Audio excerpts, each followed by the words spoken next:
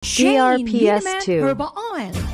Ayaw antusa ang kasakit sa imong mga tiil, hinunua haplase sa Shane Liniment Herbal Oil sa makangkinang Milagrita Kadalita. 58 years old kataga Waterfall, upper widening, Balingasag, Misamis Oriental. Nagka-leg cramp o gihasol sa pagbutod sa tiyan tungkol sa panuhot. DRPS2 Apan sa dihang nakapanghapla sa Shane Liniment Herbal Oil, kaginahawaan ang iyang naangkon. Bagtak, manakit, likod, kapanakit. Asam yun, paggamit ako sa Shane Oil. Wala yun ang mga binhod sa itong mga piils. Kondisyon na kayo kong lawas.